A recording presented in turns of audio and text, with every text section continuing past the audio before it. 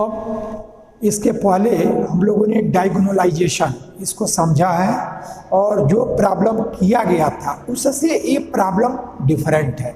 Different किस मामले में है कि इसके पहले हम लोगों ने देखा कि कोई भी एक मैट्रिक्स है और उसका आइगन वैल्यू निकालें और वो आइगन वैल्यू सभी डिफरेंट रहे तब वो डायगोनलाइजेबल हो जाता है। लेकिन यदि वो डिफरेंट न रहे, उनमें कुछ इक्वल आ जाए तब हम क्या करेंगे, तो ये जो प्रॉब्लम है वो सभी डिस्टिंक्ट है ऐसा नहीं है। इसके कुछ आइगन वैल्यू जो है वो हमारा इक्वल आ जाता है। तो आपको कोई भी मैट्रिक्स है वो डायगोनलाइजेबल है या नहीं है, इसके लिए दो वर्क हम करते हैं। पहला काम तो उसका आइगन वैल्यू निकालेंगे और यदि वो आइगन वैल्यू जितने भी हैं वो सब डिफरेंट हैं, तो जब सब डिफरेंट रहेंगे तब तो डायगोनलाइजेबल हो गया। लेकिन यदि सब डिफरेंट ना हो, कुछ इक्वल आ जाए, तब उसको हम कैसे समझते हैं कि वो डायगोनलाइजेबल है कि नहीं है। तब उसके लिए प्रत्येक आइगन वैल्यू के लिए हम रैंक निकालते हैं और रैंक निकालने के बाद जो उसमें अननोन नंबर है, जितने उसका ऑर्डर है अननोन या जितने ऑर्डर है, ऑर्डर में से रैंक को सब्ट्रैक्ट करो, उतने लीनियरली इंडिपेंडेंट उसके सॉल्यूशन होंगे। तो जितने लीनियरली इंडिपेंडेंट सॉल्यूशन होते हैं वही उसका ज्योमेट्रिकल इम्प्लिसिटी होता है। तो अब हमें देखेंगे कि जो उसका अर्थमेटिकल सिंप्लिसिटी है और जो उसका ज्योमेट्रिकल सिंप्लिसिटी है, ये दोनों इक्वल हो गया तभी वो हमारा ये कहलाएगा कि वो डायगोनलाइजेबल है। तो अर्थमेटिकल सिंप्लिसिटी के लिए आपको बताया गया था कि उसमें हम ये देखते हैं कि कोई आइगन वैल्यू कितनी बार आ रहा है। यदि वो आइगन वैल्यू हमारा सब डिफरेंट नहीं है तो कितनी बार इक्वल हुआ, तो जितनी बार इक्वल होगा तो वो उसका अर्थमेटिकल सिंप्लिसिटी होगा। लेकिन जो उसका रैंक निकालेंगे और जो उसका ऑर्डर होगा मैट्रिक्स का, तो मैट्रिक्स के ऑर्डर यानी में से रैंक को सब्ट्रैक्ट करेंगे, वो जो आएगा जितने लीनियरली इंडिपेंडेंट सॉल्यूशन होते हैं वही उसका ज्योमेट्रिकल सिंप्लिसिटी होता है। तो जब ये दोनों इक्वल होते हैं तभी वो जो हमारा मैट्रिक्स होगा वो हमारा डायगोनलाइजेबल होगा। तो इस वर्क को अब हम यहाँ देखते हैं, इसका सॉल्यूशन निकालते हैं। तो सॉल्यूशन में सबसे पहले आपको इसका आइगन वैल्यू निकालना होगा, क्योंकि आइगन वैल्यू निकालने के बाद ही पता चलेगा कि वो हमारा सभी आइगन वैल्यू डिफरेंट है या उसमें कुछ इक्वल भी है। तो आइगन वैल्यू निकालें, तो आइगन वैल्यू निकालने के लिए कैरेक्टरिस्टिक इक्वेशन लिखते हैं। तो कैरेक्टरिस्टिक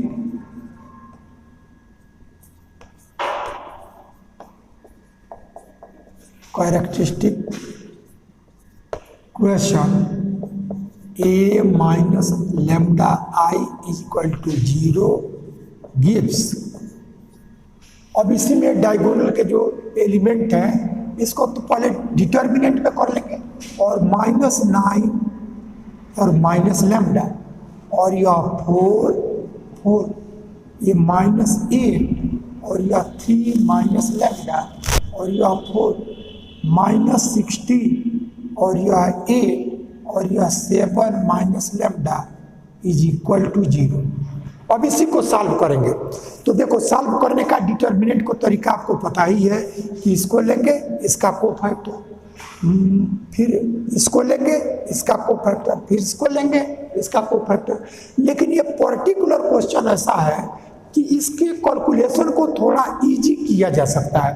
आप जैसे सॉल्व करना है वैसे भी कर सकते हैं, और जो इजी करने वाला मेथड है, जैसे देखो ये आपको जो R1 जो कॉलम 1 है तो तीनों कॉलम को ऐड करके यदि कॉलम 1 रखो, C1 को लिखो C1 plus C2 plus C3, तब आपका यह 4 और 4 8 और यह -9 तो -1 माइनस लैम्डा। C1 को C1 plus C2 plus C3 करें तो ये हमारा 4 + 4 8 और इसको ऐड करेंगे तो -9 + 8 तो -1 माइनस लैम्डा ये आ गया। अब जरा इसको ऐड करो, तो इसको ऐड करोगे तो 4 और +3 तो प्लस में 7 और -8 तो यानी -1a और माइनस लेमडा ए, तो -1 और माइनस लेमडा ये भी हो गया।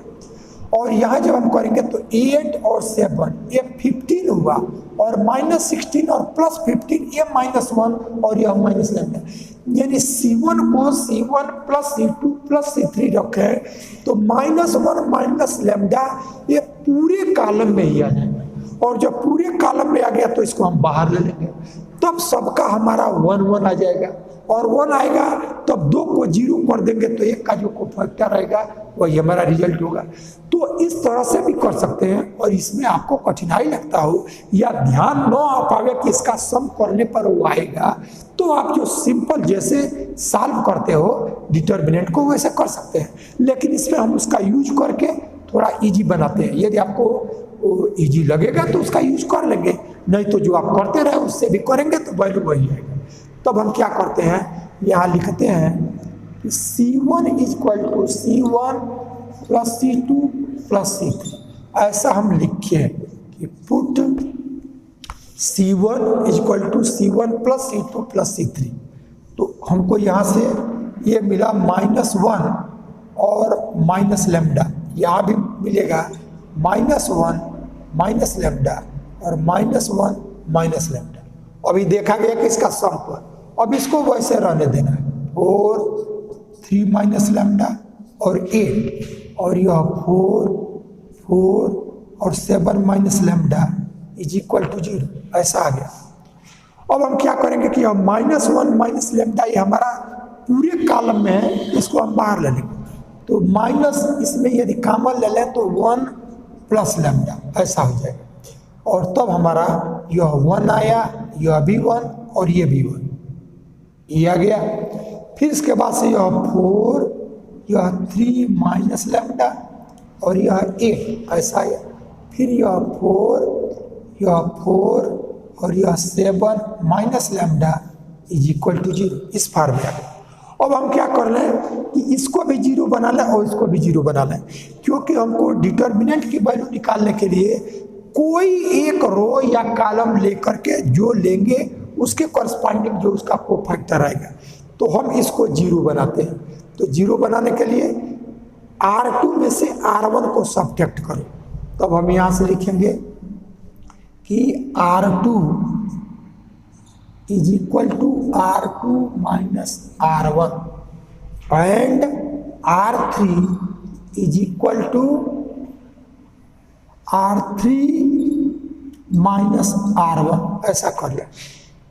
तो ये तो हमारा पहले से है -1 + लेमडा, पहले को ऐसे लिखना है 1 4 4 ये वैल्यू। अब इसमें से इसको सब्ट्रैक्ट करो तो 1 से 1 तो 0, और 3 माइनस लेमडा और -4, तो ये -4 हो रहा है और ये +3 है, तो यानी -1 और माइनस लेमडा यहाँ से आए, और यहाँ से 4 - 4 0, ऐसा मिल गया। अब इसमें आप क्या कर लो कि फिर इसमें तो 1 से 1 को सब्ट्रैक्ट करो तो 0, और यह 8 से 4 को करे तो यह 4, और 7 माइनस लेमडा -4 तो 3 माइनस लेमडा, तो 3 माइनस लेमडा = 0, ऐसा आ गया। अब आप क्या करोगे कि इसके करस्पॉन्डिंग जब लेंगे तो यह रो और यह कॉलम, तो इसका प्रोडक्ट, तो यानी यहाँ से हमको मिला -1 + लेमडा, और अब इसी के करस्पॉन्डिंग तो यह लिए तो यह रो यह कॉलम समाप्त, तो -1 minus lambda × 3 minus lambda, 3 minus lambda, तो इसका प्रोडक्ट और -0 ऐसा आया। अब इसके करस्पॉन्डिंग लोगे तो इसका जो भी कोफैक्टर आया 0 से प्रोडक्ट करेंगे 0, इसके करस्पॉन्डिंग लेंगे तो जो भी कोफैक्टर आया तो 0 से प्रोडक्ट 0। अब ऐसा नहीं है कि जो हम अब तो करते रहे कि इसका और इसका कोफैक्टर फिर माइनस इसका और फिर उसका कोफैक्टर, फिर तुम किसी एक रो या कॉलम को ले सकते हो, तो इसीलिए इसको लिया गया। तो इसका और इसका कोफैक्टर, फिर इसका और उसका कोफैक्टर निकालने की जरूरत नहीं, क्योंकि 0 है तो प्रोडक्ट होकर 0 दे देगा। फिर इसका, तो हमने इस कॉलम के करस्पॉन्डिंग कोफैक्टर को लिया, तो हमको ऐसा मिला है, और दूसरा साइड आपका 0 है, तो यानी यह मिला -1 प्लस लैम्डा, और ये 0 है तो यहाँ से माइनस को फिर इसमें कॉमन ले लो तो ये प्लस हो गया, और यह 1 प्लस लैम्डा और 3 minus lambda is equal to 0, ऐसा आ गया।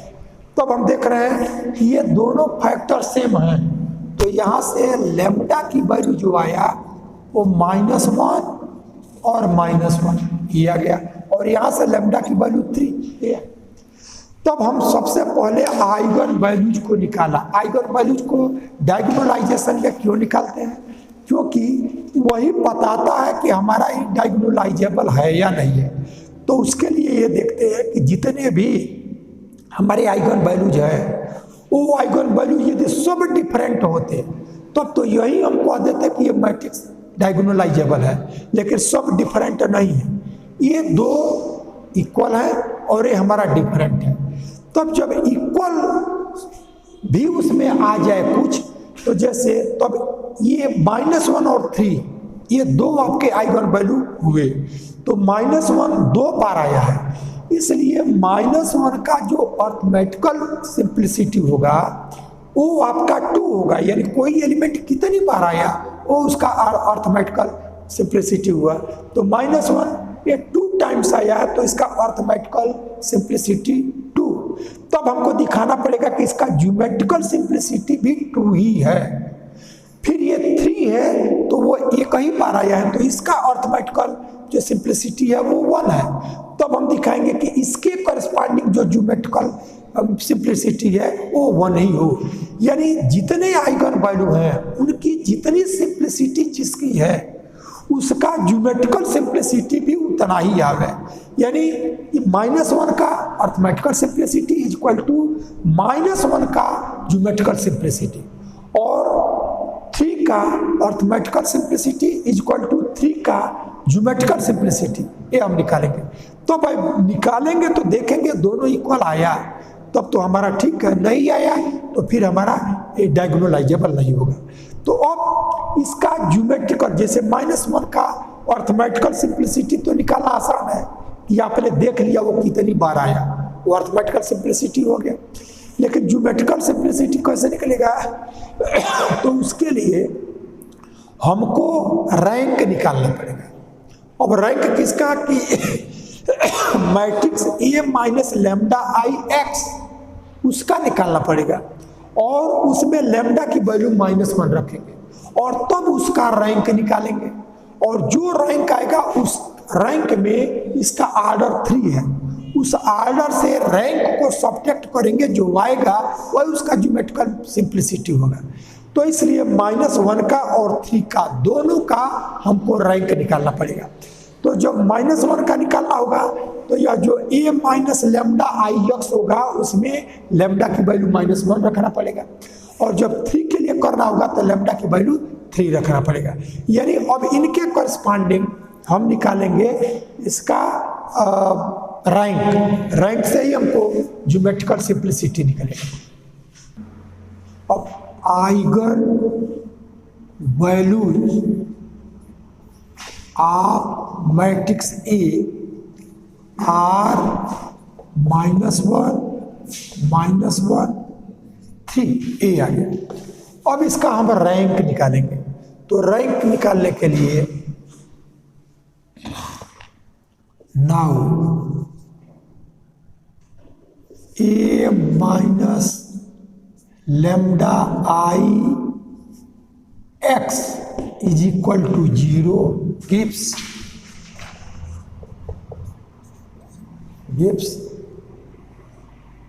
मैट्रिक्स लेंगे A माइनस लैम्डा आई। तो जब लैम्डा आई रहता है इसका मतलब लैम्डा को सब्ट्रैक्ट करते हैं डायगोनल में, तो -1 और माइनस लैम्डा, फिर यह 4, फिर ये 4 -8 3 माइनस लैम्डा, और यह 4 फिर -60 8 और 7 माइनस लैम्डा। यह A minus lambda I matrix हो गया। अब x हमारा थर्ड ऑर्डर का है, तो x1 x2 x3 ये आ गया। और इज इक्वल टू 0, तो 0 में यह 0 0 0, इसको हमने 1 ले लिया क्योंकि इसी में -1 रखेंगे तो इसके लिए हमको रैंक निकलेगा, और जब 3 रखेंगे तो उसके लिए अब इसी में रखेंगे। तो for lambda is equal to -1, lambda is equal to -1 रखिएगा, तो माइनस माइनस प्लस हो गया, यह -8। देखो ये लैम्डा की वैल्यू -1 है तो ये +1, तो माइनस यह 8 और यह 4 रहेगा, 4 रहेगा -8, और यह 3 + 1 तो 4, और यह 4, फिर इसके बाद से -16 और यह 8 और यह 7 प्लस तो यह भी 8, ऐसा आ गया। x1 x2 x3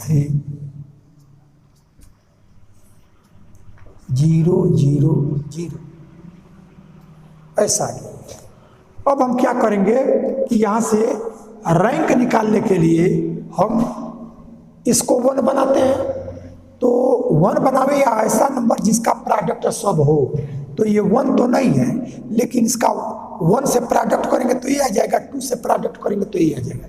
तो अब इसको 0 बनाने के लिए हम क्या करें कि R2 से R1 को सब्ट्रैक्ट करेंगे तो एक 0 आएगा।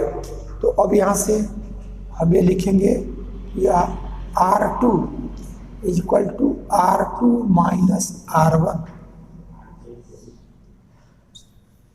तो ये -8 4 और यह 4 ऐसा है, और तब यह 0 और यह 0 और यह 0 ऐसा आ गया। अब इसमें 2 से मल्टीप्लाई करना पड़ेगा, तो 2 से करोगे तो ये 16, तो ये 0 और यह अभी 8, ये 0 और यह 0। अब इसके आगे आपको करने की जरूरत भी नहीं, क्योंकि 1 0 करना होता है और अगले में 2 0, लेकिन ये सब 0 हो गए इसी कैलकुलेशन में।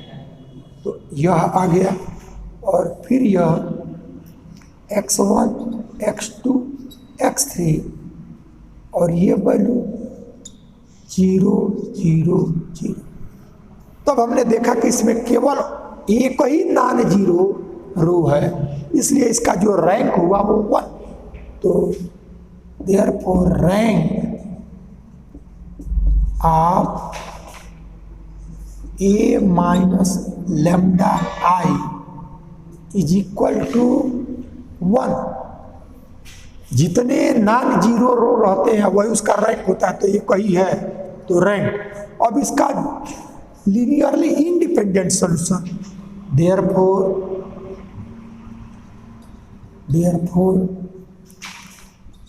इक्वेशन हैज 3 ऑर्डर है, 3 - 1 is equal to 2 linearly independent solution.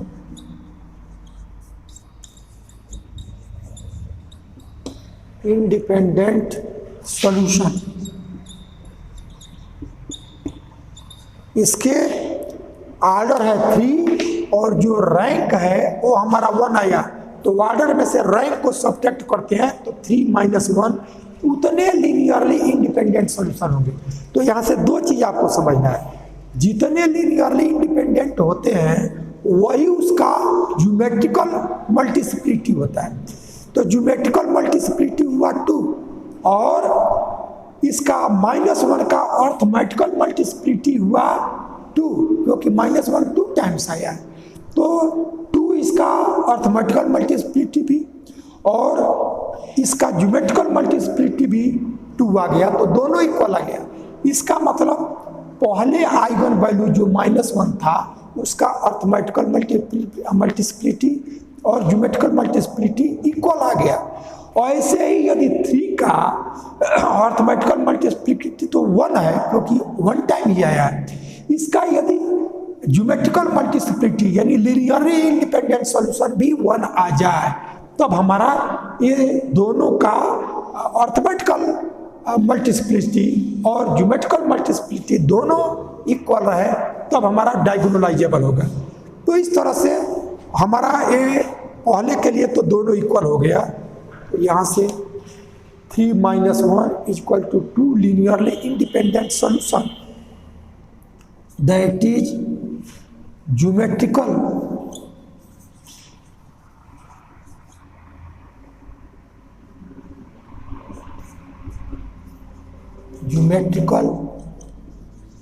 multiplicity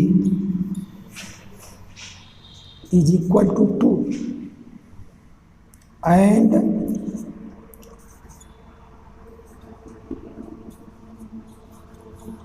arithmetical multiplicity is equal to 2, यानी दोनों 2 ही है। तो पहले में तो हमने देख लिया कि दोनों का इक्वल है, लेकिन इसके लिए हमको जो एक और एलिमेंट मिला है उसको भी लाना होगा।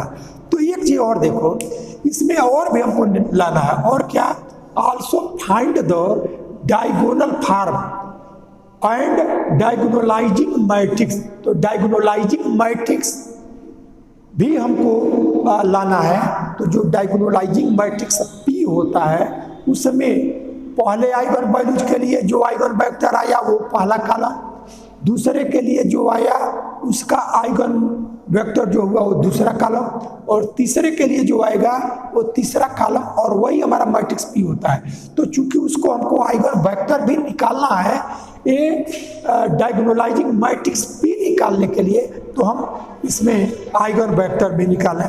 तो आइगन वेक्टर के लिए हम इस इक्वेशन को सॉल्व करें, तो सॉल्व करेंगे तो यहाँ से हमको मिलेगा,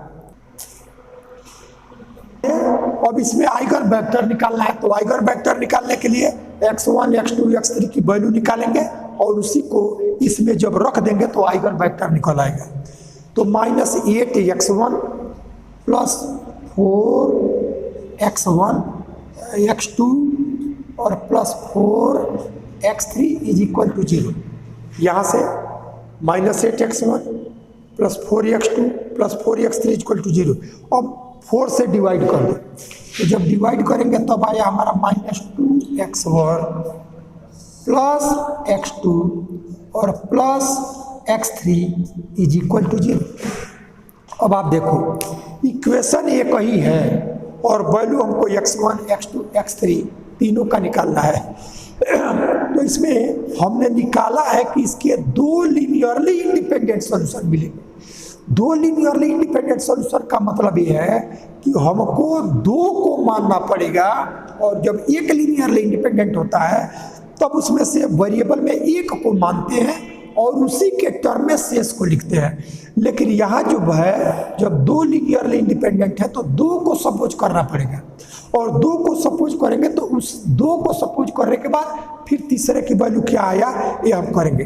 तो देखो इसमें यदि हम सपोज कर लें कि x को हम 1 ले रहे हैं, अब 2 तुम कोई ले सकते हो, तो यदि हम x1 को 1 ले लें और x2 को भी 1 लें, तो आप देख रहे हो कि 1 लेने पर ये -2 और ये हमारा +1। तो यदि 2 को सपोज करें तो उससे हमारा तीसरा क्या आएगा, तो यदि इसको हम 1 ले लें, इसको 1 ले लें, तो -2 + 1, तो ये -1 आया, यानी x3 की वैल्यू तो +1 आएगा। तो इस तरह से हम जितने लीनियरली इंडिपेंडेंट सॉल्यूशन होते हैं उतने को सपोज करना पड़ता है। तब यहाँ से हमने late x1 = 1 x2 = 1 this imply x3। 2 को मानेंगे, यदि 1 लीनियरली इंडिपेंडेंट होता तो केवल 1 को मानते, तो 2 को मानेंगे। अब ये 2 क्या मानेंगे हम पे डिपेंड करता है, जो भी 2 मानेंगे उसके करस्पॉन्डिंग हमारा 1 क्या है आएगा वो निकाल लेंगे। तो ये हमारा जब इसको 1 ले लिया, इसको 1 ले लिया, ये तो हमारा x3 की वैल्यू भी 1 आ गया। तो अब आपका आइगन वेक्टर, ये आइगन वेक्टर आप जब यहाँ निकालेंगे eigen vector capital X1 is equal to x1 की वैल्यू 1, x2 की वैल्यू 1 और x3 की वैल्यू 1, ये आ गया। लेकिन यदि आपका 2 ये वैल्यू है, 2 जैसे हमारा -1, इसके करस्पॉन्डिंग भी एक आइगन वेक्टर और इस -1 के भी करस्पॉन्डिंग एक आइगन वेक्टर, तो उसको भी तो लिखोगे तो इक्वेशन तो यही आएगा। अब इसी में एक और वैल्यू हम सपोज कर लेंगे, 2 को फिर सपोज कर लेंगे। तो यदि हम x1 को अब 0 ले लें और x2 को 1 लें, तब देखो हमारा x3 क्या आएगा। तब फॉर सेकेंड वैल्यू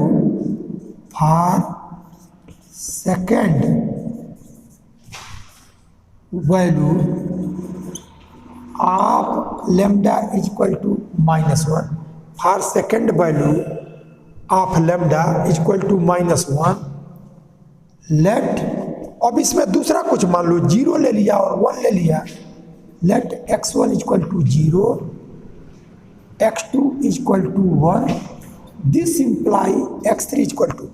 अब देखिए कितने को हमको मानना पड़ेगा, वो इस पर डिपेंड करता है। तो जब 2 लीनियरली इंडिपेंडेंट सॉल्यूशन होगा तो हमको 2 को सपोज करना पड़ेगा, तो और 2 को सपोज करना पड़ेगा और 2 बार करना पड़ेगा, क्योंकि ये दोनों वैल्यू इक्वल है। तो इसको भी रखोगे तो यही इक्वेशन आएगा, और चूंकि ये भी वैल्यू वही है तो इसको भी रखोगे तो वही आएगा। तो दोनों के करस्पॉन्डिंग हमको 2 आइगन वेक्टर चाहिए, इसलिए इसको 2 बार सपोज करना पड़ेगा। तो एक बार सपोज किया x1 1, x2 1, तो x3 की वैल्यू आया।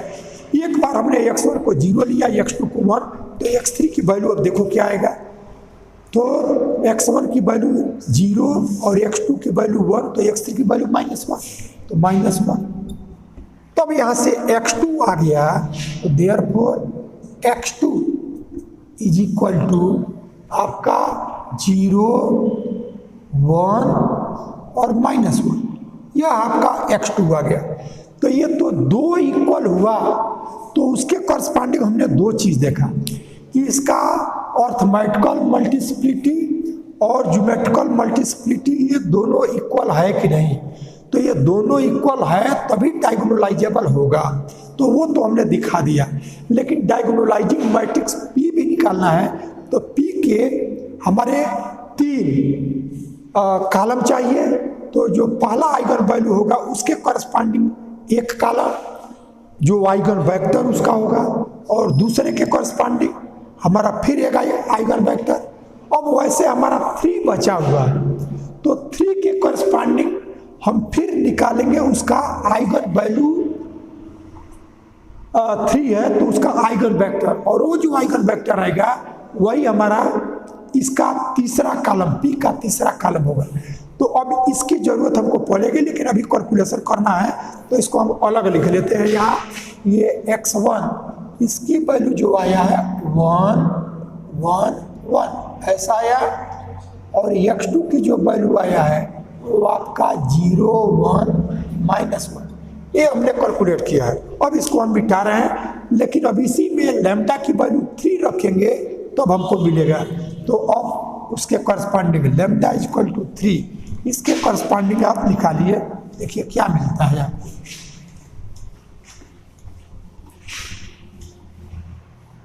तो यहां से for eigen value lambda is equal to 3, lambda is equal to -1 के लिए निकाल लिया। अब लैम्डा इज इक्वल टू 3 के लिए इक्वेशन 1 गिव्स, यही हमारा इक्वेशन 1 है। इससे आपको क्या मिला, तब आप यहाँ से लिखें तो 3, तो -9 और +3 है, तो यानी ये माइनस और माइनस तो -12 हो गया, -12, और यह 4, ये भी 4, -8, और ये 0 हो गया, यहाँ से 0 और यह 4, और फिर यहाँ से -16 और यह 8 और यह 4 7 -3 तो 4, यह आ गया x1 x2 x3 is equal to 0 0 0, ऐसा आ गया। अब आप देखो, इससे नहीं, इससे निकालना आसान है। तो हमारा कोई भी इसको इस तरह का भी प्रॉब्लम किया क्या कि यदि इसका मल्टीपुल ए है, इसका मल्टीपुल ए है, तो इसको 0 बनाओ, इसको 0 बनाओ और उससे एक अधिक 0 और बनाओ। तब ऐसा करने पर देखो कितने नॉन जीरो हमको मिलते हैं। तब हम इसके लिए क्या करें कि R2 को लिखें R2 माइनस R1। तब यहाँ से R2 is equal to R2 minus R1 और R3 is equal to R3 minus R1, ऐसा हम लिखें। तब हमको -12 4 और यह 4 ऐसा है। अब ये सब्ट्रैक्ट करना, इसी में से सब्ट्रैक्ट करना है। तो -8 है और +12 तो +4, ये हमारा 0 है तो -4 और यह 4 -4 0, ऐसा आ गया। अब इसमें से फिर इसको सब्ट्रैक्ट करना है तो -16 और ये +4 12 हो जाएगा तो -4, ऐसा है। और यह 8 और तो 4 आ जाएगा और यह 0, ऐसा आ गया।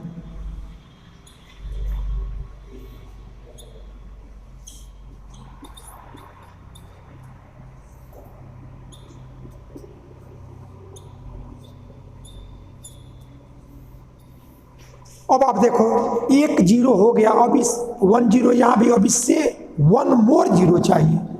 तो अब हम इसको ऐड करेंगे, तो ऐड करेंगे तो ये 0 आएगा। यानी अब हम लिखेंगे R3 is equal to R2 plus R3। तो R3 is equal to R3 plus R2, शेष दोनों को वैसे रहने देंगे। तो -12 4 4 फिर यह 4, ये -4 और यह 0। अब ऐड करोगे तो ये भी 0, यह भी 0 और यह भी 0, ऐसा आ गया।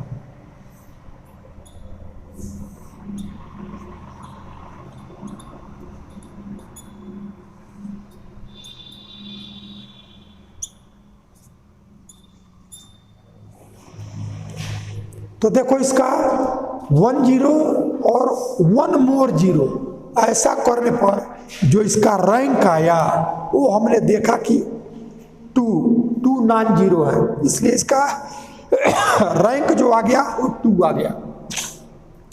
और ज्योमेट्रिकल मल्टीप्लिसिटी क्या होगा कि n यहाँ 3 है तो 3 माइनस रैंक 2 है, 3 माइनस 2 इज इक्वल टू 1। यानी जो ज्योमेट्रिकल मल्टीप्लिसिटी होगा वो आपका जो रैंक होगा उसको अननोन से हम सब्ट्रैक्ट कर देंगे और तब जो आएगा वह उसका ज्योमेट्रिकल मल्टीप्लिसिटी हो जाएगा। तो अब इसकी वैल्यू 1 आया और 3 1 टाइम भी आया है, इसलिए इसका अर्थमेटिकल मल्टीप्लिसिटी जो है वो भी हमारा 1 है। तो अब यहाँ से rank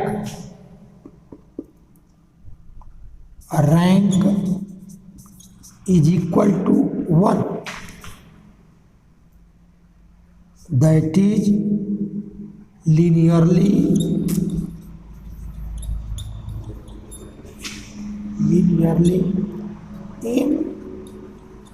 independent solution is equal to n minus rank 2 आया है, rank 2 3 minus 2 is equal to 1, यानी इसके लीनियरली इंडिपेंडेंट सॉल्यूशन 1 आया। और जो उसका लीनियरली इंडिपेंडेंट सॉल्यूशन हुआ वही उसका ज्योमेट्रिकल मल्टीप्लिसिटी हो जाएगा। तो ज्योमेट्रिकल मल्टीप्लिसिटी 1 और इसका अर्थमेटिकल मल्टीप्लिसिटी भी 1। तो यानी इसका जब 2 था तो हमारा ज्योमेट्रिकल मल्टीप्लिसिटी भी 2 आया, तो इसका arithmetical multiplicity is equal to geometrical multiplicity और इसका अर्थमेटिकल मल्टीप्लिसिटी 1 है और इसका जो ज्योमेट्रिकल मल्टीप्लिसिटी आया है वो भी 1, यानी दोनों ही एलिमेंट का हमारा जो अर्थमेटिकल मल्टीप्लिसिटी है और ज्योमेट्रिकल मल्टीप्लिसिटी है वो दोनों इक्वल ही रह रहा है, इसलिए डायगोनलाइजेबल होगा। लेकिन हमको इसका वो भी निकालना होगा, एक x3 भी निकालना होगा p के लिए, तो इसका आइगन वेक्टर भी हम निकालेंगे। तो पहले यहाँ से हम लिखेंगे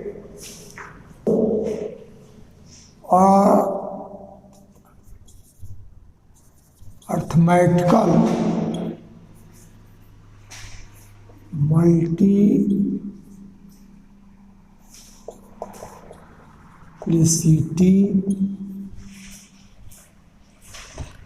of 3 is equal to 1 and geometrical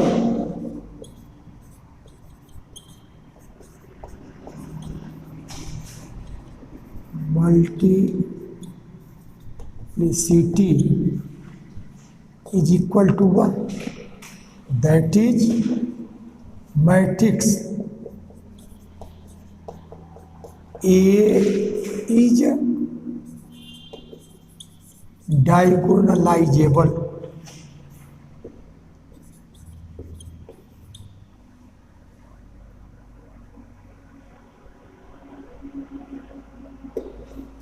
जो मैट्रिक्स ये हुआ वो डायगोनलाइजेबल हो गया। डायगोनलाइजेबल होगा या नहीं, इसको देखने के लिए ये डिफरेंट हमारे नहीं आ रहे हैं, इक्वल आ रहा है। तो जितने भी एलिमेंट हैं सबका अर्थमेटिकल मल्टीप्लिसिटी और उसका ज्योमेट्रिकल मल्टीप्लिसिटी ये दोनों इक्वल होना चाहिए प्रत्येक एलिमेंट का।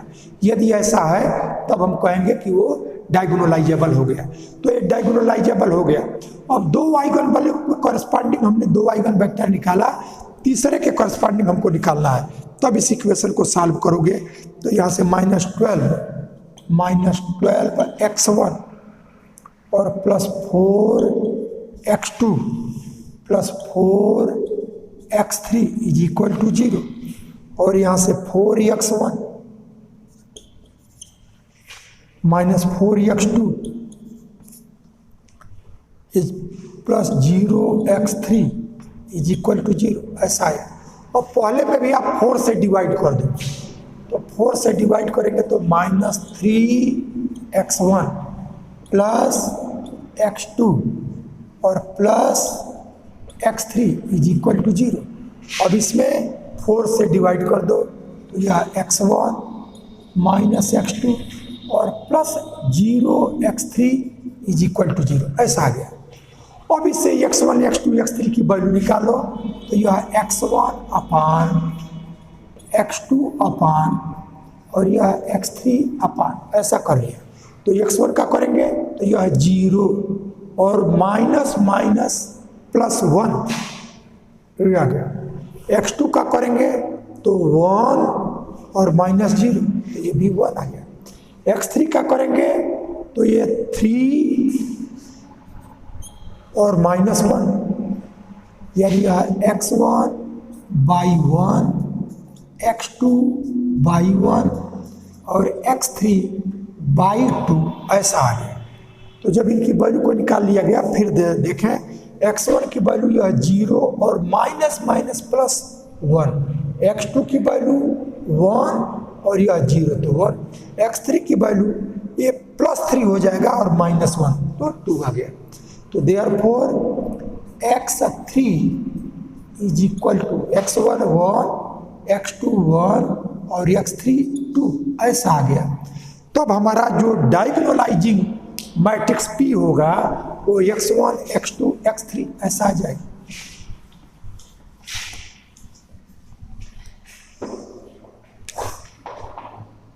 That is diagonalising matrix P is equal to matrix यह x1 x2 x3 यही आएगा। और इसकी वैल्यू जो आ गया, अब आप देखिए 1 1 1 1 1 1 और 0 1 -1 और यह 1 1 2, यही हमारा P निकल आया। तो डायगोनलाइजिंग मैट्रिक्स ये निकाल लिया गया। अब आपको ये भी निकालना है कि इसका डायगोनल फॉर्म भी निकालना है। तो डायगोनल फॉर्म में क्या होता है कि पहले हमें देख लेते हैं कि ये मैट्रिक्स जो है वो डायगोनलाइजेबल है या नहीं। तो वो दो तरीके से चेक करते हैं, डिफरेंट हुआ तो डायगोनलाइजेबल हो गया, यदि वो डिफरेंट नहीं है तो अब हम देखते हैं कि जितने आइगन वैल्यू हैं उनका अर्थमेटिकल मल्टीप्लिसिटी और उनका ज्योमेट्रिकल मल्टीप्लिसिटी ये दोनों इक्वल होना चाहिए। तो यदि वो इक्वल रहेगा प्रत्येक आइगन वैल्यू के लिए तब वो हमारा डायगोनलाइजेबल हो जाएगा। तो डायगोनलाइजेबल हो गया। अब हमको ये डायगोनल फॉर्म में मैट्रिक्स ए को लिखना होगा। तो उसकी वैल्यू हम क्या लिखते हैं कि जो P निकालते हैं वही हमारा डायगोनलाइजिंग मैट्रिक्स होता है। तो डायगोनलाइजिंग मैट्रिक्स में क्या आता है कि P इनवर्स ए पी इसकी वैल्यू डायगोनलाइजिंग मैट्रिक्स होता है। लेकिन ये तभी होगा जब वो डायगोनलाइजेबल होगा। तो since A is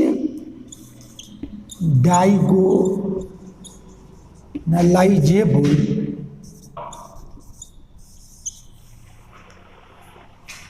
and P is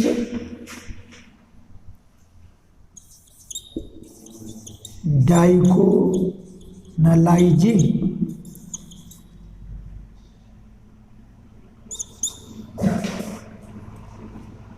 matrix, then P will transform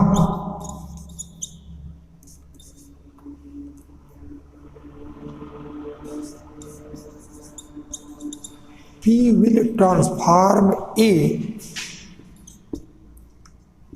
in diagonal form।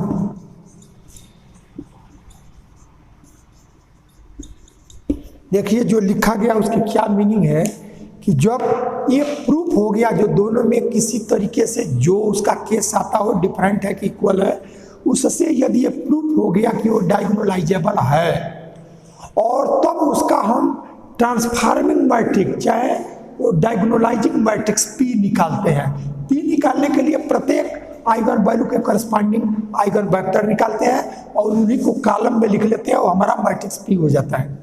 तो जो ये P है वो मैट्रिक्स ए को डायगोनल फॉर्म में चेंज कर देगा।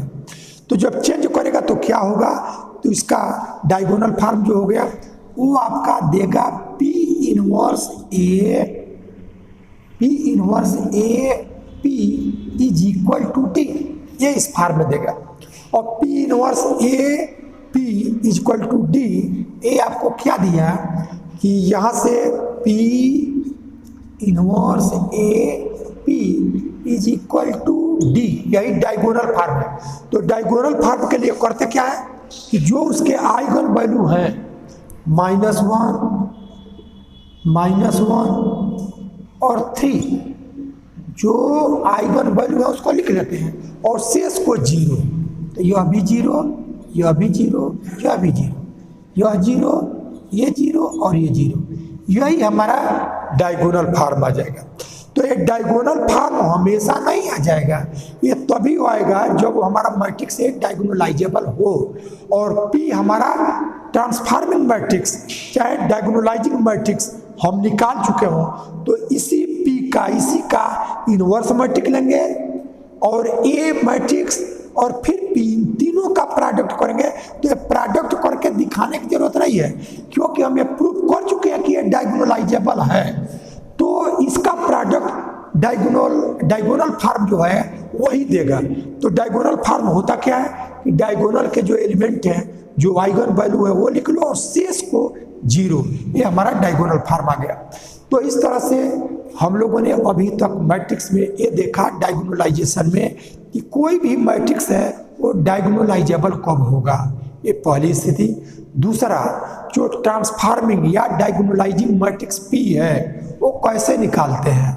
तो और तीसरा कि यदि वो डायगोनलाइजेशन के कंडीशन को सेटिस्फाई कर रहा है तब उसका डायगोनल फॉर्म क्या होगा। तो इतना वर्क हमने किया। अब ये दो तरह के क्वेश्चन हैं, एक तो सबके डिफरेंट हो जैसे इसके पहले वाला प्रॉब्लम, तो जब डिफरेंट हो उसके लिए भी पहले वाले प्रॉब्लम में हम लोगों ने कैसे किया उसको देख लिया गया। और यदि हमारा सब डिफरेंट ना हो, इक्वल हो जाए जैसे कि हमारा यह क्वेश्चन है, तब उसके लिए क्या करेंगे। तो यह केवल एक क्वेश्चन तो है लेकिन इसको केवल एक क्वेश्चन नहीं समझना है, हमको ये समझना है कि यदि इक्वल हो तो कोई भी मैट्रिक्स यदि उसके आइगन वैल्यू इक्वल हो जाते हैं तो उनको सबको इसी मेथड का यूज करते हुए सॉल्व करेंगे। अब हम एक क्वेश्चन ये करेंगे कि हमारा कोई भी मैट्रिक्स है वो डायगोनलाइजेबल न हो तो उस तरह का कंडीशन क्या आ जाता है, तो वो वर्क हम लोग इसके बाद